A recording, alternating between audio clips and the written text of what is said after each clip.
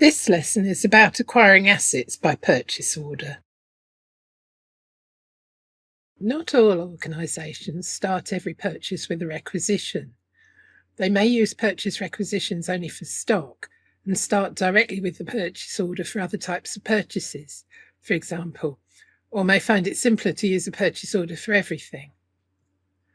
A purchase order has three main areas: a header, item overview, and item detail.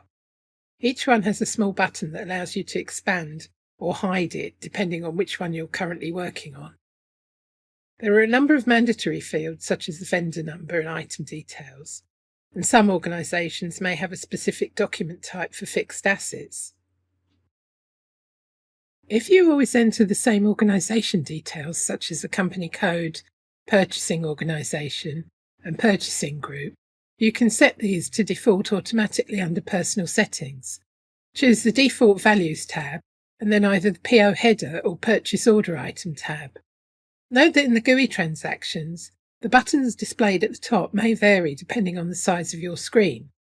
On smaller screens, if the button does not appear, you may be able to find it under the More button. The second section of the purchase order is the overview. You can, of course, enter a number of different lines depending on how many items you're buying from the supplier, and the slide lists the key fields that have to be filled in. Most are obvious, but the material group for fixed assets indicates the type of fixed assets for reporting purposes, but also defines the default asset class if you create an asset in the purchase order itself. Similar to the purchase requisition, if you created an asset beforehand, you can enter the number in the Account Assignment tab of the line item, or you can create a new asset by clicking on the Assets button. You can then switch to and complete the other tabs. The slide shows the settings of some of the other item detail tabs. The first is the Invoice tab. Here you can see that both an invoice is expected and the GR-based invoice verification is selected. This means that the invoice is matched to the goods receipt rather than the PO line, so the goods receipt must always be posted before the invoice can be posted. The second tab is the Delivery tab, where you can see that although a goods receipt must be posted in this case, the goods receipt is non-valuated, so there'll be no value posting to the asset or GL account when the goods receipt is entered.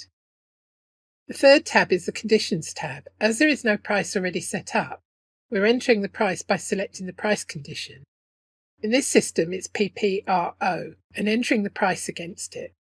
Note that the purchasing configuration may vary, and in some instances you may be able to enter the price directly in the line item rather than the price condition.